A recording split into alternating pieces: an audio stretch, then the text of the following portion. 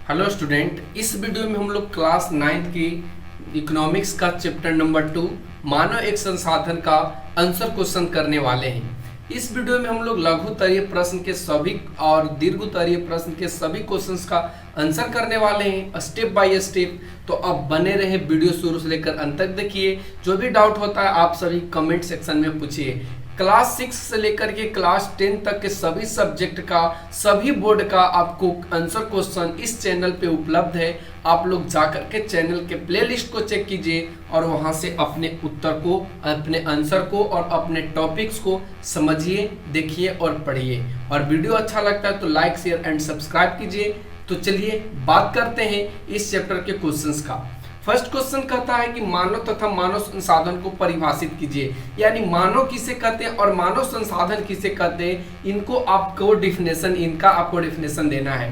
उत्तर में हमने लिखा है कि उत्पादन में साहस के रूप में सहयोग देने वाले सजीव साधन को मानव कहा गया है, जबकि उत्पादन की क्रिया को आगे बढ़ाने के लिए मानव को संसाधन के रूप में उपयोग किया जाना मानव संसाधन कहलाता है। अगला क्वेश्चन कहता है मानव संसाधन उत्पादन को कैसे बढ़ाते हैं। यहाँ पे उत्पादन को दो लिखा गया है, तो एक आप अपने नोटबुक पे जैसे नोट करेंगे तो आप उसको यहाँ पे काट लेंगे। ठीक है, इसको आप एक को काट लीजिएगा। आप एक से ही देखेंगे कि मानव संसाधन उत्पादन को कैसे बढ़ाता है। इसका उत्तर है कि मानव संसाधन शिक्षित, प्रशिक्षित, कुशल, ज्ञानी एवं विशिष्टता प्राप्त करके उत्पादन को बढ़ा सकता है। अगले क्वेश्चन नंबर 3 पे चलते हैं। क्वेश्चन नंबर 3 कहता है किसी देश में मानव पूंजी के दो प्रमुख स्रोतों क्या हैं, या दो प्रमुख स्रोतों के नाम लिखें। उत्तर में हमने लिखा है कि मानव पूंजी के दो प्रमुख स्रोत हैं, एक आपका भोजन है और दूसरा आपका प्रशिक्षण है। इन दोनों को मुख्य स्रोत माना गया है। अगला क्वेश्चन नंबर 5 पे चलते हैं। क्वेश्चन नंबर 5 कहता है कि भारत में जनसंख्या के आकार को एक बार चार्ट या इसको ग्राफ कहते हैं द्वारा स्पष्ट कीजिए। तो सिंपली आपको एक ग्राफ पार देना है और ग्राफ में एक तरफ आपको जनसंख्या लिख देना है और दूसरे तरफ आपको जनगणना वर्ष लिख देना है। और ये आपको शुरुआत करना है 1901 से लेकर के 2001 तक। ठीक है, और इस तरीके से आपको ग्राफ को पार करके दिखा देना है। यही आपका होता है बार चार्ट या ग्राफ। अगले क्वेश्चन पे बढ़ते हैं। अगला क्वेश्चन नंबर 6 कहता है कि बिहार में सबसे अधिक जनसंख्या वृद्धि वाले 5 जिला के नाम कौन कौन हैं। तो हमने उत्तर में लिखा है कि बिहार में सबसे अधिक जनसंख्या वृद्धि वाले 5 जिलों के नाम में शिवहर आता है, पूर्णिया, नवादा, सहरसा, जमुई। अगर हम लोग पहले नंबर की बात करें तो पहले नंबर पे आपका शिवहर ही आता है और 5वें नंबर पर आपका जमुई आता है। बाकी चौथे पर सहरसा, तीसरे पर नवादा और दूसरे पर आपका पूर्णिया आता है। तो आप इस चीज को ध्यान भी रखिएगा। क्वेश्चन नंबर 7 पे बढ़ते हैं। क्वेश्चन नंबर 7 कहता है कि बिहार के सबसे कम जनसंख्या वाले 5 जिलों के नाम लिखिए। उत्तर में हमने लिखा है कि सबसे कम जनसंख्या वाले 5 जिला है, जिनमें आपका फर्स्ट में शिवहर आता है, सेकंड में शेखपुरा, लखीसराय, मुंगेर, खगड़िया। ये सभी जो 5 जिला हैं वो जनसंख्या में कम जनसंख्या वाले ये जिला हैं।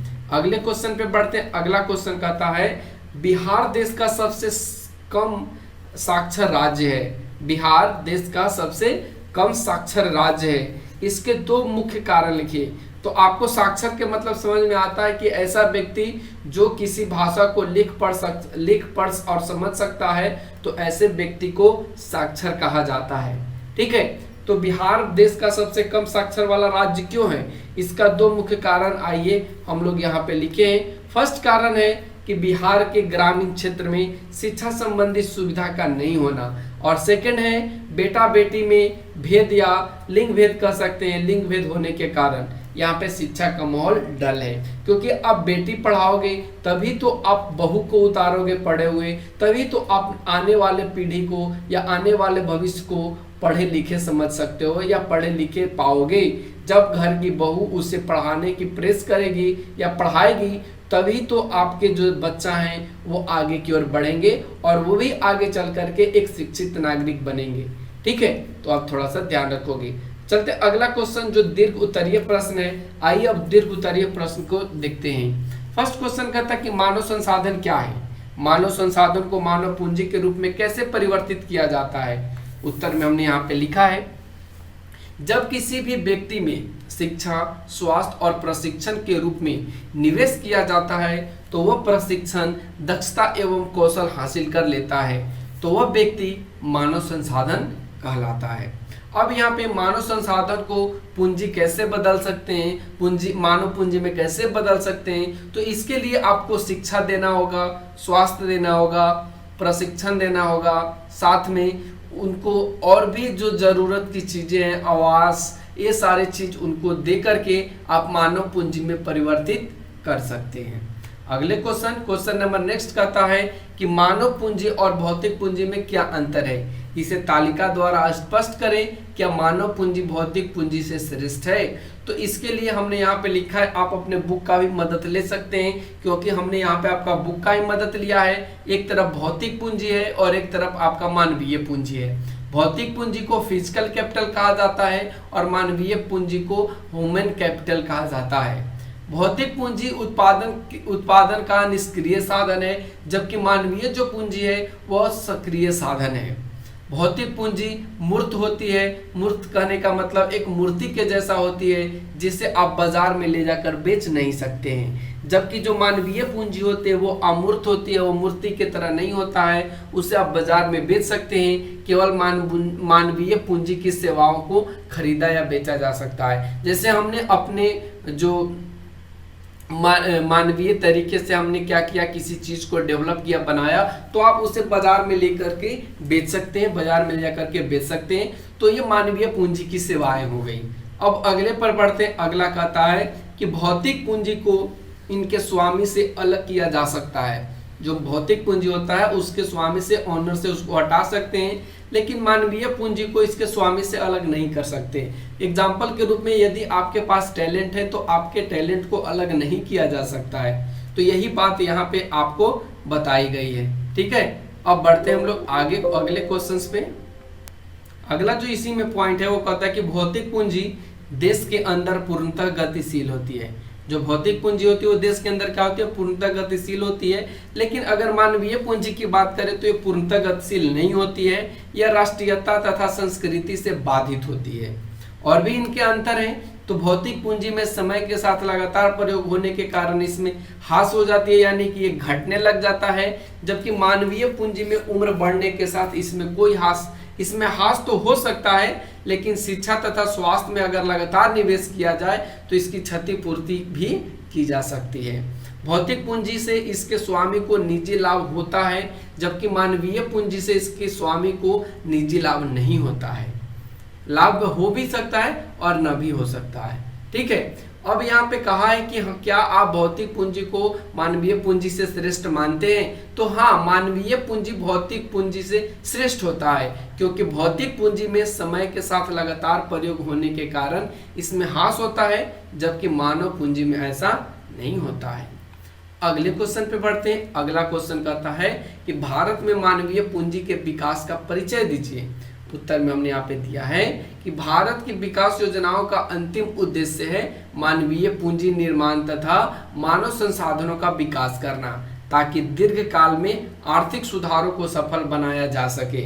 देश में गत कुछ वर्षों में मानवीय संसाधनों के विकास में सराहनीय सफलता मिली है, जिसके बारे में नीचे दिए गए सूची को देखा जा सकता है। देखिए यहाँ पे सूची दी गई है जो मानवीय विकास के मूल सूचक को दर्शाता है, यानी जीने की औसत आयु देखें और एक तरफ साक्षरता दर देखना है आपको, फिर उसके बाद आपको जन्म मृत्यु दर देखना है, फिर उसके बाद शिशु मृत्यु दर देखना है जो प्रति 1000 में है, और कुल व्यक्तियों की यहाँ पे आय देखें, उस आय भी देखना है आपको। तो इससे क्या पता चलता है कि भारत में जो मानवीय विकास है उसमें सराहनीय हम लोगों को सफलता मिली है। आगे और भी इसी तरीके के अगर प्रोसेस चलता रहा तो हमारे देश में मानवीय पूंजी का विकास और भी तेजी से होगा। इस तालिका से यह स्पष्ट होता है कि भारत में योजना काल में जीने का जो औसत आयु है उसमें वृद्धि हुई है, साक्षरता की दर भी बढ़ी है, जन्म दर, मृत्यु दर तथा शिशु मृत्यु दर में कमी आई है। वही 1993-94 के अगर मूल्यों के आधार पर यदि बातचीत करें तो प्रति व्यक्ति आय में वृद्धि हुई है। आंकड़े इस बात के सूचक हैं कि देश में मानवीय साधनों के विकास में सराहनीय प्रगति हुई है। अगले क्वेश्चन चलते क्वेश्चन नंबर 4 पे। क्वेश्चन नंबर 4 कहता है कि मानवीय साधनों के विकास में शिक्षा, स्वास्थ्य एवं आवास की भूमिका क्या है, विवेचना कीजिए। उत्तर में हमने यहाँ पे लिखा है कि मानवीय साधनों के विकास में शिक्षा, स्वास्थ्य एवं आवास की भूमिका महत्वपूर्ण है, जिसमें फर्स्ट चीज को हमने यहाँ पे शिक्षा लिया है। शिक्षा में आपको बताया कि मानव पूंजी निर्माण में शिक्षा का महत्वपूर्ण योगदान होता है। शिक्षा वह माध्यम है जिससे व्यक्ति मानव पूंजी के रूप में समृद्ध पाता है। स्वास्थ्य क्या होता है, तो स्वस्थ शरीर में ही स्वस्थ मस्तिष्क का विकास होता है, अर्थात मनुष्य का अच्छा स्वास्थ्य ही उसकी सबसे महत्वपूर्ण पूंजी होती है और इसमें खर्च कर बढ़ोतरी करना मानव को एक महत्वपूर्ण संसाधन के रूप में परिवर्तित कर देना के बराबर है। अगले पॉइंट्स पे इसका बढ़ते हैं और अगला पॉइंट है आवास। आवास क्या होता है, तो मनुष्य की जो तीसरी अनिवार्य मांग है वो सर छिपाने के लिए आवास है। आवास का मतलब होता है घर, जिसमें मनुष्य अपने आप को बदलते मौसम में सुरक्षित रख सकता है। अगला क्वेश्चन कहता है कि भारत की राष्ट्रीय जनसंख्या नीति पर संक्षिप्त टिप्पणी कीजिए। हमने यहाँ पे टिप्पणी की है। उत्तर में हमने लिखा है कि भारत में 9वीं पंचवर्षीय जो योजना रही 1997 से 2002 के अंतर्गत यह स्वीकार किया गया है कि जो दीर्घकालीन विकास है तथा जनसंख्या में घनिष्ठ संबंध है, विकास क्रिया को बनाए रखने के लिए जनसंख्या को नियंत्रित करना नितांत जरूरी है। नितांत कहने का मतलब अति आवश्यक जरूरी है, ठीक है।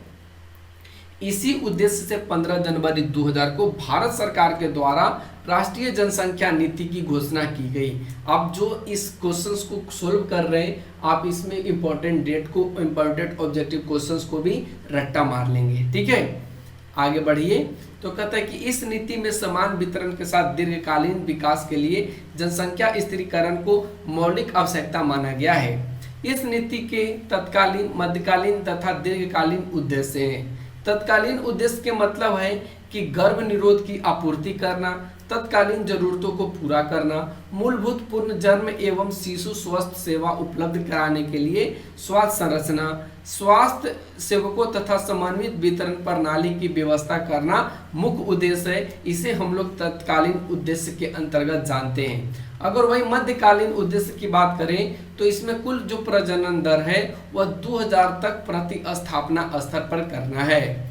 फिर अगर हम तीसरे की बात करें तो इसका जो उद्देश्य है वह 2045 तक जनसंख्या के स्तर पर स्थिर बनाना है, जो दीर्घकालीन विकास की जरूरत, सामाजिक विकास तथा पर्यावरण सुरक्षा के अनुरूप माना गया है। तो इस तरीके से हमने यहाँ पे सारे प्रश्नों का उत्तर दिया। कैसा लगा आपको वीडियो, कमेंट सेक्शन में कमेंट करके जरूर बताना। Thanks for watching, take care, bye bye.